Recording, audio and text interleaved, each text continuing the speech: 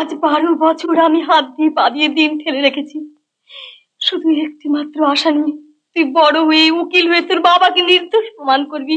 মানুষ যা করতে পারে তার চেয়ে অনেক বেশি চেষ্টা করবো মা। খুনের অপরাধে দণ্ডিত আসামি হলেও প্রশান্ত চারের চেয়ে আমার জন্মদাতা আমার কাছে সবচেয়ে বড় দেবতা। আজ 12 বছরের মধ্যে কয়েদি প্রশান্ত চ্যাটার্জির সঙ্গে কেউ কখনো দেখা করতে আসে। আজ হঠাৎ আপনি তার ছেলে বলে এসে দাঁড়ালে কেমন করে বিশ্বাস করতে পারি বলুন? এই অন্ধকারে একলা বসে কি ভাবছিস রে? বাবার কথা। আজ 12 বছর আমিও ভাবছি দিন রাত, ভেবে এর কোনো কুল কিনারা নেই বাবা। ভাবনা তো বুঝে এড়ায় না মা। তা যায় না। আজ আমি আর তুমি ছাড়া আমাদের সংসারে আজ কেউ নেই। না বাবা, আরেকজন আছে, যদিও আজ 12 বছর আমরা তাকে দেখিনি। আচ্ছা মা, বাবা জেল থেকে চিঠি লেখার পরে আর কোনো চিঠি লেখেননি কেন? সেই চিঠিতে তার কারণও লেখা আছে বাবা। সে চিঠি তোমার কাছে আছে? সেই তার শেষ স্মৃতিচিহ্ন, তিনি ছিঁড়ে ফেলতে বললেও আমি পারিনি বাবা। মা,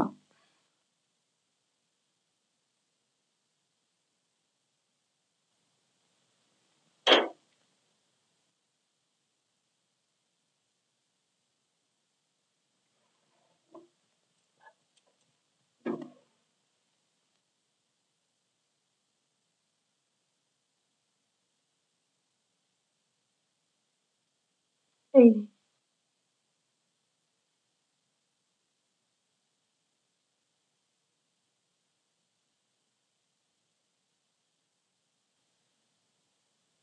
মহামায়া, কত আশা করেছিলাম তুমি আমি খোকাকে নিয়ে সোনার সংসার তৈরি করব। আমার সেই স্বপ্ন ভেঙে চুরমার হয়ে গেল। হেমাঙ্গিনী বলে একজন মেয়ে লোককে খুন করার অপরাধে আজ আমি যাবজ্জীবন কারাদণ্ডে দণ্ডিত।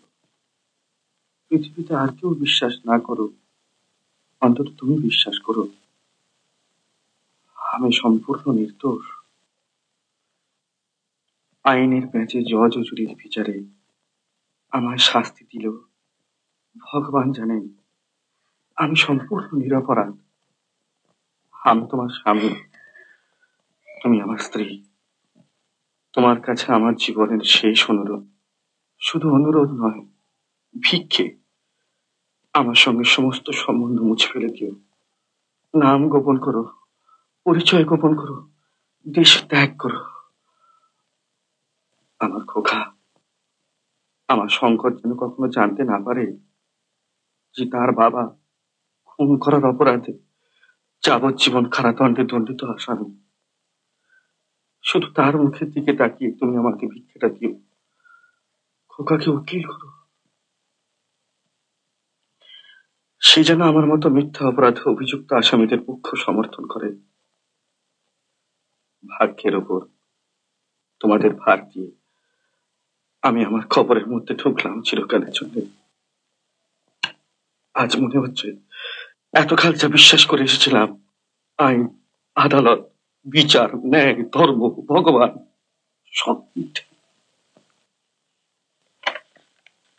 শঙ্কর, শঙ্কর, আজ 12 বছর আমি হাত দিয়ে পা দিয়ে দিন ঠেলে রেখেছি, শুধু একটি মাত্র আশা নিয়ে তুই বড় হয়ে উকিল হয়ে তোর বাবাকে নির্দোষ প্রমাণ করবি। সেই দিনটির জন্য দিনের সঙ্গে রাতের সঙ্গে মনের সঙ্গে লড়াই করে অপেক্ষা করছি বাবা। যাচ্ছিস শঙ্কর? হ্যাঁ মা, আগে কলকাতায়, পরে কৃষ্ণনগরে। সেখানে গিয়ে কি করবি তা ভেবে দেখেছিস? জানি না কি করব, কিন্তু যেতে আমাকে হবেই। শঙ্কর, বারণ করো না মা, বারণ করলেও আমি শুনবো না। না না না, বারণ তোকে আমি করবো না। বারণ তোকে আমি করবো না, বরং বরং আমি তোকে আশীর্বাদ করছি। তবে এত ভাবছো কেন? ভাবছি সংসারে তুই কিছুই জানিস নি বাবা। চিরজীবন লেখাপড়া করে কাটিয়েছিস, মাত্র 1 বছর আদালতে বেরিয়েছিস।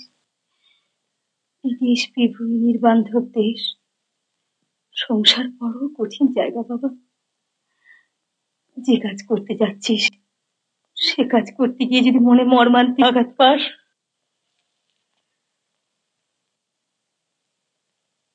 যে আঘাত পেয়েছি তারপরে কোনো আঘাত আমার লাগবে না মা। পারবি শঙ্কর, পারবি ছেলের কাজ করতে? স্ত্রী হয়ে আমি যা পারিনি তার প্রতি তোর আর আমার দুজনের কর্তব্য করতে। মানুষ যা করতে পারে তার চেয়ে অনেক বেশি চেষ্টা করবো মা।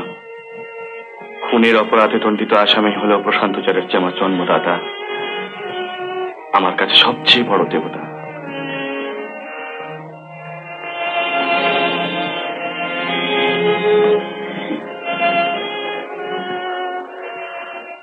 মা, তুমি ভালো থাকবার চেষ্টা করো, কেমন?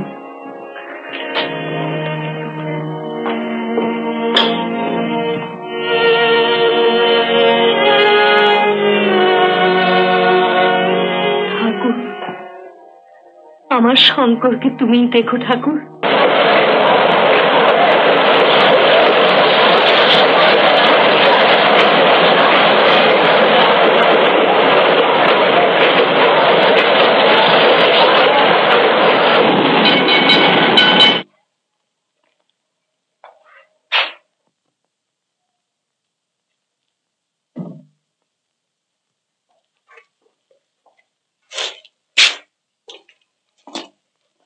শঙ্কর চ্যাটার্জি কে? আমি। ও, আপনি কয়েদি প্রশান্ত চ্যাটার্জির সঙ্গে দেখা করতে চান? আপনি তার ছেলে? আগে হ্যাঁ। আশ্চর্য। আশ্চর্য কেন? আজ 12 বছরের মধ্যে কয়েদি প্রশান্ত চ্যাটার্জির সঙ্গে কেউ কখনো দেখা করতে আসে। আজ হঠাৎ আপনি তার ছেলে বলে এসে দাঁড়ালে কেমন করে বিশ্বাস করতে পারি বলুন? তা সে যাই হোক, কয়েদি প্রশান্ত চ্যাটার্জির সঙ্গে আপনার দেখা হবে। দেখা হবে না? না, জেলের আইন ভঙ্গ করবার জন্য কয়েদি এখন আছে সলিটারি সেলে, মানে নির্জন কারাবাস। তার সঙ্গে আপনার 6 মাসের মধ্যে দেখা হবে না। তাহলে তার সঙ্গে দেখা করবার কোনো উপায় নেই? না। ও, তিনি কেমন আছেন জানতে পারি কি? বলা আইন বিরুদ্ধ, তবে জেনে রাখুন কয়েদি এখনো মারা যায়নি। তিনি কি অসুস্থ? প্রশান্ত চ্যাটার্জিকে হয়তো পাগলাগারদে পাঠাতে হতে পারে, অবশ্য পাগল বলে প্রমাণিত হলো।